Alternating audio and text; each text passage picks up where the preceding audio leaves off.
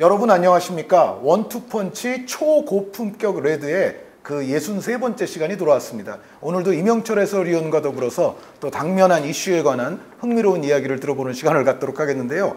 오늘 말씀드릴 주제는 이제 곧 다가올 7월 19일부터 27일까지 펼쳐질 그 EAFF 동아시안컵에 관해서 말씀을 나눠보겠는데, 최근에 이제 우리가 기나긴 A매치 주간을 끝내고 우리가 이제 평가전 4연전 시리즈를 치르지 않았어요?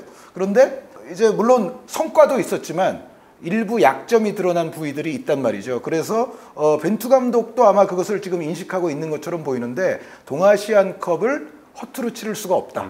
동아시안컵에서 뭔가 엔트리에 도움이 될 만한 멤버들을 조금이라도 더 눈여겨보고 발탁하는 기회로 삼아야 되겠다는 코칭 스태프의 인식과 더불어서 또 여론도 좀 그런 것 같아요. 네. 그리고 또 요즘 중요한 게 월드컵 엔트리가 26인으로 이제 되지 않습니까? 그렇죠. 네, 26인 엔트리라면 역시 좀 더 들어갈 법한 선수들이 아마 이 동아시안컵에서 나오지 않을까. 그러니까 우리는 사실 이른바 유럽 리거들의 숫자가 그렇게 많지는 않기 때문에 이 동아시안컵에 해당되는 K리그 중심, 또 여기에 이제 일부 J리그라든가 중국 리그에서도 이제 선수들이 참여를 할 텐데, 이 동아시안컵 대회의 중요성은 그 어느 때보다 이제 더 커졌다고 볼 수도 있습니다. 그래서 이제 오늘 나눠볼 이야기는, 자, 과연 동아시안컵의 엔트리 구성은 어떻게 될 것인가인데요. 근데 이제 동아시안컵 엔트리가 요즘 트렌드대로 26인이 될 건지 그냥 여태까지 기존의 23인 정도로 될 건지는 아직은 몰라요. 네, 두 가지 경우의 수를 그래서 모두 다뤄봐야 될 것 같아요. 네, 그러니까 26인이 더 넘을 리는 없고, 그쵸. 경기 수가 많은 네. 대회가 아니고 이제 일본, 중국, 홍콩을 상대로 우리가 이제 딱 3경기 치르는 거기 때문에 26인보다 더 초가 될 수는 없을 것 같고, 23 내지는 이제 26 요 정도로 생각하면 될 것 같은데, 이명철 해설위원이 그 부분도 분명히 고려를 하셨을 것 같아요. 일단 제가 좀 질문을 드리겠습니다. 지금 사우디아라비아 알 나스르 복귀설이 아니라 사실은 이게 원래 복귀가 돼야 되는 거죠. 그렇죠. 전북에 네. 김진수 선수가 있고, 또 김승규 골키퍼의 경우 지금 알 샤밥 이적설이 좀 파다한 것 같아요. 네. 그런데 이런 케이스들은 만약에 이제 사우디 리그로 가게 된다면 동아시안컵 참여는 좀 어려운 거죠. 배려를 해줘야 되겠죠. 새로운 팀으로 이적을 한다는 것, 그리고 중동리그 일정에 맞춰야 한다는 것. 그래서 이적을 한다면 시즌이 겹치기 때문에 아무래도 김진수, 김승규 선수를 동아시안컵 대회 중에 보기는 힘들 것 같습니다. 네. 비슷한 예로 카타르 무대에 있는 정우영 선수, 큰우영 선수라고 하죠. 네. 미드필더 정우영 선수도 차출되지 않는다고 봐야 되겠죠. 그러니까 유럽 리거들이 못 오는 거는 우리가 익히 알고 있는데, 중동 리거들도 쉽지 않다. 네. 그리고 만약에 지금 K리그나 J리그에 있는 선수가 중동으로 가게 된다면 역시 쉽지 않아진다는 말씀이고, 여기에 황인범 선수 요즘 서울 팬들이 여권 뺏어야 된다 이런 얘기들을 많이 하는 것 같은데, 황인범 선수도 만약에 이 특수한 지금 임대를 와 있는 건데, 그렇죠. 요게 만약에 루빈 카잔으로 돌아가거나 하게 된다면 황인범 선수도 어려운 거죠. 네, 루빈 카잔으로 돌아갈 수도 있고, 아니면 여름 이적 시장이 열림에 따라 유럽으로 다시 도전을 할 수도 있겠죠. 다른 유럽 리그로. 네, 그래서 황인범 선수의 경우는 아직 거취가 미정이기 때문에 마찬가지로 황인범 선수도 혹시 동아시아 무대를 벗어날 가능성이 있다는 점은 우리가 염두에 둬야 할 것 같습니다. 네, 그러니까 만약에 이 선수들 가운데 한두 명이라도 지금 나오는 썰과 다르게 말씀하신 대로 동아시아권에 남아있게 된다면 또 아마 벤투 감독은 뽑겠죠? 네, 저는 미리 얘기해야 될 것 같아요. 이 3명의 선수들은 동아시아 무대에 남아있는다면 무조건 발탁이 될 거라고 생각해요. 벤투 감독이 기존에 발탁해왔던 선수들을 외면하지는 않을 거라고 보거든요. 조직력을 다듬기 위해서, 또 이 선수들의 점검을 또 한 번 확인하기 위해서 그동안의 성향에서도 변화를 많이 주는 성향은 아니었기 때문에 주전들의 상황만 변동되지 않는다면 국내 동아시아 무대에서 뛰는 선수들의 주전급 선수들은 그대로 발탁을 하고, 심지어는 서브 선수들도 큰 변화 없이 그대로 유지될 가능성이 저는 크다고 생각합니다. 네, 서브 선수들도 큰 변화 없이 유지된다는 이야기는 사실 이제 이번 6월 4연전 시리즈에서는 발탁되지 네. 않았지만, 예를 들어서 1월 전지훈련 기간에 또 평가전도 있었고 했잖아요. 네. 그리고 또 3월에도 이제 A매치가 있었습니다. 1월이나 3월에 뽑혔지만 6월에는 안 뽑혔다든가, 혹은 그 당시에 뽑혀서 잠깐 뛰었지만, 혹은 또 그 이후에 안 뽑혔다든가, 이런 케이스들부터 일단 데려올 확률이 좀 높아 보이죠. 맞습니다. 그리고 이번에 부상으로 빠진 선수들, 하지만 이전에 꾸준히 차출해왔던 선수들, 이 선수들은 경기를 출전하지 않았다 하더라도 부상만 아니라면 저는 다시 뽑을 거라고 생각해요. 네, 지금 말씀드렸던 그런 케이스들 선수들까지 포괄하면 사실은 뭐 26인도 충분히 넘길 수가 있어요. 그렇죠. 네. 아무래도 기존의 선수단도 유지하고 아까 언급드렸던 김승규, 황인범, 김진수와 같은 선수들의 컨디션에 변동이 없다면 일단 인원수는 조금 더 초과될 수도 있겠죠. 네, 그렇게 된다면 일단 그럼 포지션별로 일단 좀 얘기를 나눠보겠습니다. 일단 공격수에는 조규성 선수는 뭐 그냥 뭐 부상이라든가 그런 상황이 발생하지 않는다면 뽑힐 것 같고, 여기에 같이 뽑힐 만한 공격수는 저는 이제 조용욱 선수가 일단 떠오르거든요. 네, 조용욱 선수가 여태까지 그래도 뽑혔던 경력들이 있고 또 골도 넣은 바가 있었잖아요. 조용욱 선수도 왠지 들어갈 것 같지 않으신가요? 저도 조규성과 조용욱 선수를 두 명의 공격수를 예상했습니다. 아, 네. 이외 후보군은 이제 수원 삼성블루 이제 김건희 선수가 있고 또 제주 유나이티드의 주민기 선수가 있죠. 근데 김건희 선수는 최근 몸 상태가 일단 좋지 않고, 조용욱과 김건희를 비교했을 때 발탁 빈도로 보면 저는 벤투 감독이 조용욱 선수를 아직은 우선순위에 두고 있다고 생각해요. 네. 그래서 김건희 선수는 몸 상태가 좋다 한들 일단 조용욱 선수를 벤투 감독은 먼저 쓸 거라고 보이고, K리그 내에서의 폼은 역시 주민규 선수가 정말 압도적인 폼을 자랑하는데, 벤투 감독이 1월 전지훈련 때도 결국 주민규 선수를 뽑지 않았습니다. 이거는 감독 전술에 있어서 결국 주민규 선수가 맞지 않는 부분이 있기 때문에 주민규 선수의 소속팀에서의 폼과 별개로 대표팀과의 인연은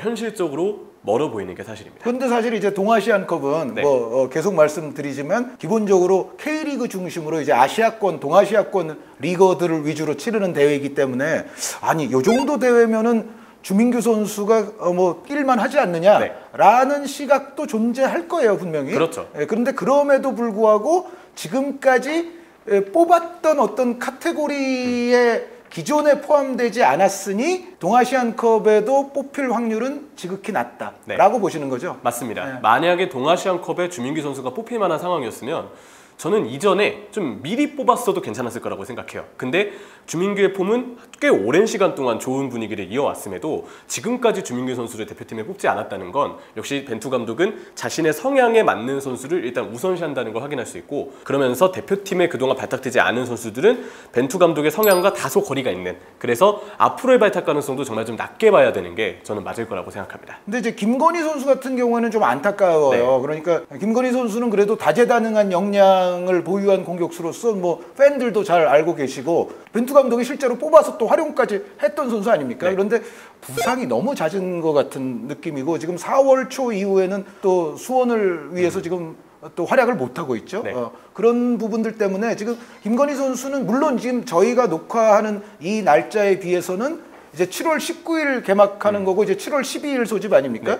7월 12일까지는 어느 정도 시간이 있기는 합니다만, 김건희 선수가 뭐 그 사이에 좋은 몸 상태로 돌아와서 뭔가를 좀 빨리 보여주지 않는다면은 김건희 선수도 조금 어려움은 있을 것 같아요. 그동안 너무 안 뛰어왔기 때문에. 그리고 아무래도 9월 A매치부터는 황의조 선수와 같은 유럽파들이 복귀하고, 그때 즈음에는 최종 월드컵 엔트리를 위한 담금질에 들어갈 단계라고 생각하거든요. 그래서 아무래도 김건희 선수의 입지가 지금 당장 대표팀에서 확고하다고 보기는 어렵고, 이번 동아시안컵 시기까지 놓친다면 이후의 가능성은 역시 줄어든다고 봐야 되겠죠. 네, 그런 의미에서 이제 주민규 선수는 지금까지의 카테고리에 포함되지 않고, 김건희 선수는 지금 부상 기간이 너무 좀 길었던 핸디캡이 있어서 결국 이제 조규성, 조용욱 요 정도로 아마 공격수가 마무리가 될 거다. 그러면 이제 측면 공격수 내지는 뭔가 좀 공격형 미드필더 내지 2선에서 이제 뛸 수 있는 그런 유형들의 자원에는 기본적으로 일단 제가 말씀을 드려보면 권창훈, 엄원상, 송민규 선수, 물론 송민규 선수가 요즘은 활용이 안 됐습니다만 권창훈, 엄원상, 송민규 이 세 선수는 최근까지의 그래도 뽑혔던 이력을 볼 때는 뽑힐 것 같고, 뭐 동의하시죠? 동의합니다. 네, 여기에 이제 나상호 선수가 당연히 또 벤투 감독이 애용해왔던 선수인데, 근데 나상호 선수가 이제 최근에 부상을 당했어요. 근데 요게 기간으로 보니까는 거의 동아시안컵 그 소집 다 될 때까지 과연 돌아올 수 있느냐, 그게 조금 좀 애매한 것 같더라고요. 한 3주 정도 얘기가 있더라고요. 아마 서울 팬분들이 브이투이스의 태클이 왜 카드가 나오지 않았느냐, 사실 그 장면에 대해서는 항의할 근거가 분명히 좀 있다고 생각을 하고요. 나상호 선수가 매우 깊은 태클을 당해서 동아시안컵 차출 직전 즈음에 복귀가 될 것 같아요. 근데 저는 어쨌든 경기 일정을 고려했을 때 나상호 선수의 감각은 좀 우려스럽긴 하지만 그래도 벤투 감독이 나상호 선수는 좀 발탁을 하면서 대표팀 내에서 컨디션을 살피는 방향으로 신뢰를 계속 이어가지 않을까. 그래서 저는 나상호 선수는 발탁이 될 거라고 내다봤습니다. 네, 그러니까 말씀드렸던 대로 소집일까지 아주 100%의 상태가 되리라는 보장은 없지만 네. 지금 말씀하신 것처럼 경기를 12일부터 시작하는 거는 아니니까. 그쵸. 네, 경기는 이제 뭐 19일 이후부터 이제 경기가 있는 거니까 그 정도라면은 나성호 선수는 웬만하면 이거는 발탁한다. 대신에 역시 부상이 더 악화되지 않기를 바라야 되겠죠. 네, 지금은 네, 일단 3주라고 했지만 혹시 회복이 더디거나 추가적으로 더 통증이 느껴지는 상황이 발생될 수도 있으니까 그런 일 없이 나상호 선수가 온전히 폼을 좀 되찾았으면 좋겠습니다. 네, 근데 서울 팬분들은 조금 그 사이에 서울이 중요한 일정이 많이 있는 것 네. 같은데 이제 그거를 건너뛰고 복귀하자마자 결국은 또 대표팀을 가야 되는 운명이 된다면 아마 서울 팬분들에게는 조금 쓰린 네. 대목이 될 수는 있을 것 같은데 어쨌든 나상호 선수의 발탁 확률은 높은 편이다. 그러면은 그 이외의 선수들 측면이라든가 윙포워드 정도로 뛸 수 있는 선수들은 누가 있을까요?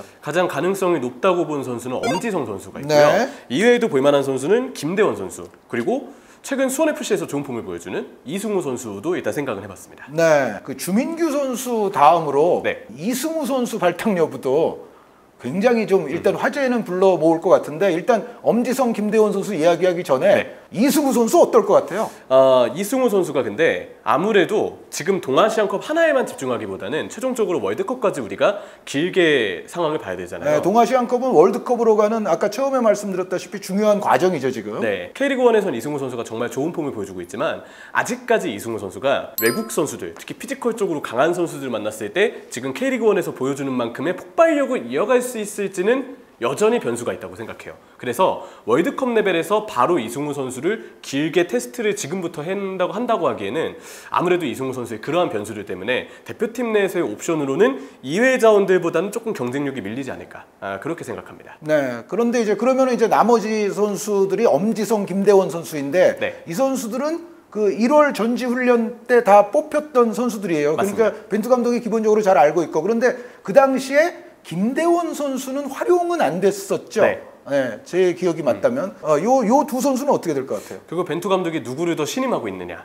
그리고 그동안 공개적으로 누구를 더 신임하는 모습을 보였느냐가 중요한데 출전 빈도와 대표팀 내 기록으로 봤을 땐 결국 엄지성 선수가 앞서는 것 같아요. 김대원 선수 역시도 고군분투하고 있지만 엄지성 선수의 조커로서의 활용도를 아마 벤투 감독은 지금 생각해보고 있지 않을까. 그래서 이 선에 한 자리라도 빈자리가 발생될 시에는 23인 엔트리라도 저는 엄지성 선수가 가장 확률 높게 들어갈 가능성이 있다고 생각합니다. 네, 그러면은 일단 뭐 윙포워드 같이 뛸 수 있는 자원들 가운데 나상호, 엄원상, 네. 송민규, 엄지성 이렇게 선택을 하신 것 같고 여기 이제 권창훈 선수는 들어오겠죠? 권창훈 선수는 들어가겠죠. 네. 일단 다행히 직전 이집트전에 골을 넣으면서 권창훈 선수도 약간 심리적인 부담감을 떨친 것 같고 권창훈 선수를 뽑는 이유는 역시 저는 멀티성에 기인하는 부분이 있다고 봐요.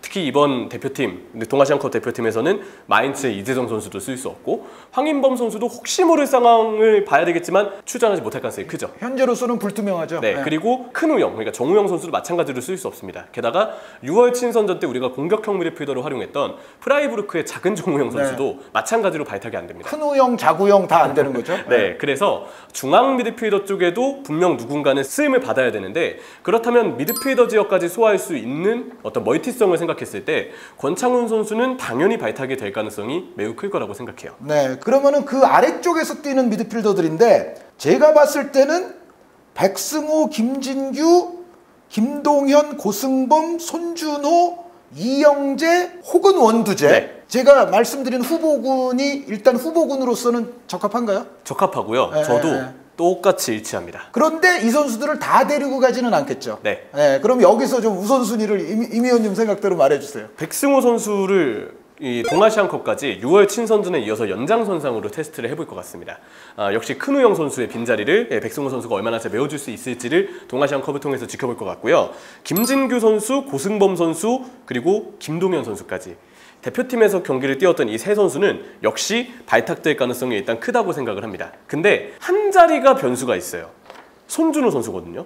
손준호 선수가 지금 당장 들려오는 어떤 기사나 소식통들에 따르면 산둥타이샤의 입장에서도 손준호 선수의 월드컵 차출에 대해서는 협조를 해줄 것이라는 예상들이 많더라고요. 그러면 이제 지금쯤은 보내줄 때가 이제는 됐고, 그렇죠. 최근에 또 경기들을 보면은 중국 리그가 좀 늦게 지금 6월부터 시작을 했는데 계속 또 뛰고 있더라고요. 맞습니다. 그래서 경기 지금 감각이나 산둥타이샨 쪽에서의 정말 협조만 잘 되어준다면 손준호 선수가 앞서 언급드렸던 김진규, 고승범, 김동현 중에 한 명은 제치고 대표팀 명단에 들 가능성이 크다고 생각해요. 아, 그거는 한 명을 꼭 제쳐야 됩니까? 안 제치면 안 됩니까? 안 제친다면 참 좋겠지만 그러려면 26인이 되어야 되겠죠. 네, 26인일 때는 이 3선의 어떤 중앙 미드필드에 5명까지도 여유가 발생할 수 있는데 그렇지 않으면은 4명일 것이다. 그렇죠. 그래서 역시 23인이냐 26인이냐는 그래서 일단 중요할 것 같고요. 손준호 선수는 그래서 저는 발탁 가능성은 꽤 높다고 생각해요. 그리고 김진규, 고승범, 김동현 중에는 이 세 선수 중에는 그래도 김진규 선수가 가장 발탁될 가능성은 좀 높지 않을까라고 생각을 하고요. 이영재 선수도 26인 엔트리의 확대 여부에 따라서 충분히 들만한 가능성은 크다고 봐요. 근데 여기서도 약간 좀 아쉬운 거는 원두재 선수가 사실 이번 울산 전북전도 몸 상태가 좋지 않았는지 아예 명단 제외가 됐거든요. 그러니까 원두재 선수도 5월 이후에 지금 못 뛰는 경기들이 좀 늘어나고 있고 부상이 좀 있는 것 같아요, 원두재 선수가. 그렇죠. 물론 이제 7월 즈음에는 복귀가 될 수도 있겠지만 문제는 원두재 선수가 아직 한창 때의 폼을 다 회복하지는 못했다는 점이죠. 그래서 손준호, 원두재 분명 월드컵에서도 우리가 볼란치를 더블로 2명으로 세웠을 때 같이 큰우영 선수의 파트너로 둘 만한 자원들이면은 이견이 없으나 결국 경쟁을 해야 되거든요. 근데 최근의 폼과 만약 손준호 선수의 차출 여부까지 차출 가능으로 확실하게 결론이 내려진다면 결국 원두재 선수보다는 손준호 선수가 조금 더 벤투 감독의 눈에 들 가능성은 크다고 봅니다. 26인까지 웬만하면 좀 됐으면 좋겠네요. 맞습니다. 그러니까 국제적인 트렌드가 지금 그렇게 가고 있으니까. 그리고 일정이 어쨌든 20일, 24일, 27일 사실 일본이 굉장히 지금 뭔가 여행을 가거나 스포츠 경기를 하기에는 굉장히 습하고 더운 걸로 알고 있거든요. 분명 한 주 동안 3경기는 선수들 입장에서도 워낙에 빡빡한 일정이기 때문에 변수를 잘 극복하기 위해서라도 저는 26인 엔트리가 꼭 확대가 되었으면 좋겠습니다. 네, 그렇다면 이제 수비수 부분이 남았는데 측면 수비부터 얘기해 보겠습니다. 왼쪽 측면 수비에서 아까 처음에 언급됐던 김진수 선수가 어려울 가능성이 있어요. 그러면은 두 자리다 가정했을 때는 홍철, 박민규 선수가 그래도 유력하겠죠? 맞습니다. 왼쪽의 경우는 일단 홍철 선수가 역시 경험적인 부분에서 먼저 경쟁에서 우위를 점할 것 같고 개인적으로 기대되는 선수가 박민규 선수긴 해요. 근데 박민규가 아니라면 마찬가지로 베이징의 차출 허락 여부가 관건이긴 하겠지만 강상우 선수도 후보군에 들 수 있겠죠. 네, 그러니까 손준호 선수나 마찬가지인데 강상우 선수도 요즘 이제 6월부터 쭉 경기를 또 뛰고 있더라고요. 그래서 뭐 경기 감각적으로는 전혀 문제가 없을 것 같고, 그리고 강상우 선수는 벤투호 안에서 이미 많이 뽑혔었고 또 실제로 활용됐던 적도 있기 때문에 뭐 벤투 감독이 기본적으로 잘 알고 있는 선수에다가 전부터 뭐 항상 나오는 얘기지만 멀티성이 장점인 선수 뭐 이렇게 돼 있죠. 그래서 강상우 선수 모습을 요번에 한번 다시 볼 확률이 충분히 있을까요? 근데 개인적으로는 강상우 선수가 차출이 된다면 아무래도 벤투 감독은 정발 풀백을 선호한다고 보기 때문에 오른쪽 풀백의 후보 선수로 일단 들어갈 것 같아요. 근데 오른쪽의 경우는 제 생각엔 김태환 선수가 그래도 최근까지 좋은 모습을 보여줬다고 보거든요. 그래서 오른쪽보다는 왼쪽의 상황이 우리나라 대표팀은 조금 더 불안하다고 생각을 하고 있어요. 왼쪽의 경우는 김진수 선수가 이집트전에도 좋은 도움을 2개나 올렸고 이번 울산전에서도 활약이 좋았죠. 근데 이집트전에도 수비 실수가 드러났고 전북 울산 경기에서의 실점 장면도 김진수 선수가 분명 책임이 없진 않았다고 보거든요. 김진수 선수도 약간의 수비 실책성 플레이가 있고 또 하나는 어쨌든 김진수 선수 역시도 폼에 대한 어떤 기복이 좀 있기 때문에 이런 불안 요소들을 보면 김진수도 확실히 안정적인 상황이라 보기는 좀 쉽지 않을 것 같아요. 게다가 여름 중 소속팀이 바뀔 수 있다는 이슈까지 생각을 해보면 일단 주전 김진수도 변수가 좀 있다고 봐야 되고요. 김진수가 못 나왔을 때 출전하게 될 홍철 선수도 폼 자체가 많이 떨어져 있죠. 이번 6월 친선전을 통해서도 더 볼 수 있었기 때문에 오른쪽은 김태환 선수가 그래도 괜찮은 모습으로 자리를 잡아가는 반면 왼쪽의 경우는 우리나라 대표팀이 조금 더 변수를 많이 맞이한다고 볼 수 있습니다. 그래서 저는 강상우 선수는 차출되더라도 오른쪽으로 쓰일 가능성이 꽤 크기 때문에 이런 상황에서 오히려 왼쪽 풀백을 조금 더 추가적으로 실험해보는 게 필요하다고 생각하거든요. 그래서 박민규. 수원FC의 박민규 선수는 정발 풀백입니다. 왼발 풀백이기 때문에 지금 당장 왼쪽 풀백의 변수에 있어서 조금 더 우리의 어떤 대안을 늘려주는 후보의 선택이 좀 될 수 있지 않을까 싶어서 박민규 선수를 추천합니다. 네, 그러면은 오른쪽 같은 경우에는 지금 김태환 선수, 이용 선수, 김문환 선수가 기존에 있는데 이제 강상우 선수까지도 다시 돌아올 가능성이 이제 인구의 회자가 되고 있단 말이죠. 네. 이거 어떻게 정리가 될 것 같습니까? 동아시안컵에서. 아무래도 강상우 선수가 들어온다고 해도 저는 일단 이용 김태환에 대한 벤투 감독의 선호도가 우선일 거라고 생각해요. 이렇게 좀 예상을 하고 김진수 선수의 상황에 따라서 역시 지켜볼 만한 포인트가 좀 있겠죠. 근데 김문환 선수까지는 제 생각엔 발탁이 될 것 같아요. 그러면은 일단 좌우 풀백을 모두 두 명씩을 기본처럼 말씀을 해주셨는데 네. 지금은 또 김문환 선수의 이제 가능성을 말씀하신단 말이에요. 그 이야기는 26인 경우를 고려하시는 거죠? 아, 맞습니다. 26인의 경우는 제 생각에는 김문환 여기에 박민규까지 들어와서 2명, 3명의 구조가 나올 것 같아요. 그러니까 오른쪽이 그 경우에는 3명이 된다. 그렇죠. 홍철, 박민규, 그리고 이용, 김태환, 그리고 26인일 경우에는 김문환까지. 네. 어찌됐건 그럼 이제 중앙 수비는 기본적으로 박지수 선수가 이번에는 없었지만 이제 돌아온다는 가정이면 김영권, 박지수, 권경원, 정승현의 조유민 선수도 뽑았었잖아요. 네. 여기는 정리가 어떻게 될 것 같아요? 저는 이대로 갈 것 같아요. 추가적인 변화 없이 김영권, 권경원, 박지수, 정승현, 조유민. 하지만 아마 정승현 선수보다는 실전에서는 박지수 선수가 우선적으로 쓰일 거라고 생각합니다. 그거는 이제 순번상 좀 앞서 있다는 말씀이죠? 그동안의 차출 빈도나 김민재 선수가 없었을 때 먼저 선택을 받았던 오른발 센터백이 박지수 선수였거든요. 그래서 출전 빈도를 놓고 보면 박지수 선수가 몸 상태만 괜찮다면 동아시안컵에서 김민재 선수가 없는 상황에서는 주전으로 쓰일 가능성이 매우 높을 거라고 봅니다. 자, 그러면은 일단 센터백은 지금 김영권, 박지수, 권경원, 정승현에다가 네. 조유민 선수도 일단 확률이 높다고 말씀을 하셨어요. 그런데 이게 만약 23인이 되면은 어떻게 되나요? 23인일 경우에는 저는 4명일 수밖에 없다고 봐요. 네, 네. 그렇다면 김영권, 권경원, 박지수, 정승현. 자, 그러면 이제 골키퍼는 이제 김승규 선수가 이제 이적을 만약에 하게 되면 역시 어려우니까 그러면은 그냥 조현우, 송범근, 김동준인가요? 저는 4명을 생각해요. 네, 23인이어도 4명, 26인이어도 4명입니다. 네. 그렇다면 김승규 골키퍼를 대신할 선수가 김동준 골키퍼가 될 것 같아요.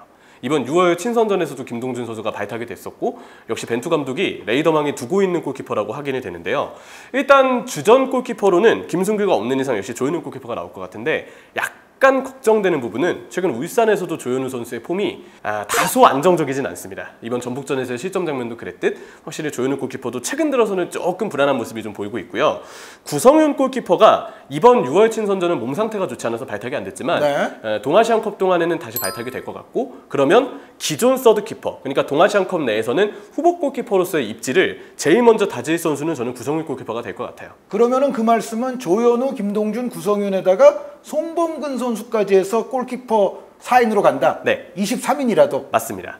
왜냐하면 벤투 감독이 그동안 4명을 뽑았던 이유에 대해서 후위원 때 2명으로 짝을 이뤄서 서로 간에 호흡을 맞추기도 좋다는 부분도 말을 했었고 그렇죠. 훈련 때문이라고 이야기를 했었죠. 또 하나는 물론 예전보다는 조금 규정이 완화되긴 했지만 그래도 여전히 코로나에 대한 위험 요소가 있잖아요. 혹시 모를 상황에 대비해서 골키퍼는 항상 4명 정도의 인원을 갖춰놓는 게 예상외의 변수를 맞이하게 대항하게 해도 괜찮다는 얘기들도 한 적이 있어요. 그래서 이런 이유들 때문에 저는 동아시안컵에서도 23인이라 하더라도 골키퍼는 4명이 유지될 거라고 생각합니다. 네, 자 그러면 이제 마지막 정리의 시간, 마무리의 시간이 다가왔습니다. 물론 아까 말씀드렸던 김진수, 김승규, 황인범 선수 가운데 뭐 3명이 다 뭐 들어오거나 빠지거나 뿐만이 아니라 사실은 이 가운데 뭐 1명이 들어오거나 뭐 2명이 들어오거나 이런 상황도 발생할 수 있지만 그래도 이명철 해설위원님의 머리를 조금 가볍게 해드리기 위해서 3명이 그냥 다 빠지는 경우, 다 들어오는 경우 이런 식으로만 나눠볼게요. 그러면은 기본적으로 23인일 때 3명이 들어오고 3명이 빠질 경우 그리고 26인일 때 3명이 들어오고 3명이 빠질 경우에 이명철 해설위원께서 이제 동아시안컵 엔트리를 어떻게 예상하시는지 4조합만 한번 들어보겠습니다. 자, 그럼 처음으로 23인일 경우 3선수 포함된다. 이 경우는 김승규, 조현우, 구성윤, 송범근, 김영권, 권경원, 박지수, 정승현, 이용, 김진수, 김태환, 홍철, 황인범, 백승호, 김진규, 고승범, 손준호, 엄원상, 송민규, 나상호, 권창훈, 조규성과 조용호 이렇게 예상했습니다. 자, 그러면은 3선수 모두 참여할 수 없을 상황에서 23인. 조현우, 구성윤, 송범근, 김동준, 김영권, 권경원, 박지수, 정승현, 이용, 김태환, 홍철, 박민규, 손준호, 백승호, 김진규, 고승범, 김동현, 엄원상, 송민규, 나상호, 권창훈, 조규성, 조영우 이렇게 23명입니다. 네.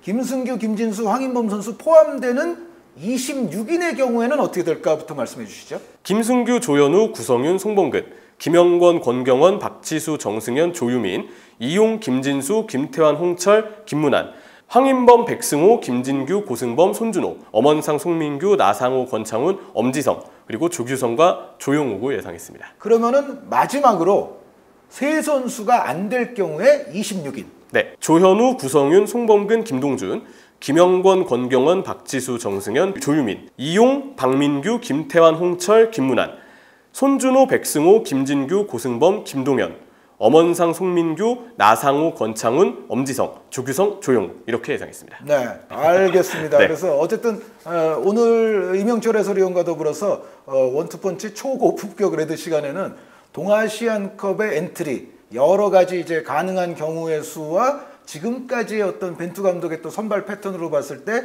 대체로 어떠한 선수군에서 차출이 예상이 될 것인지 이것에 관해서 이야기를 나눠보는 시간을 가져봤는데요. 여러분들의 또 다양한 의견도 피력해 주시면 좋을 것 같고 여러분들의 언제나 다양하고 자유로운 의견 개진은 저희가 언제든 환영하고 있으니까요. 재밌게 봐주시고 또 다양한 의견도 많이 남겨주시기 바랍니다. 여러분 원투펀치 초고품격 레드의 시간을 마치겠습니다. 대단히 감사합니다.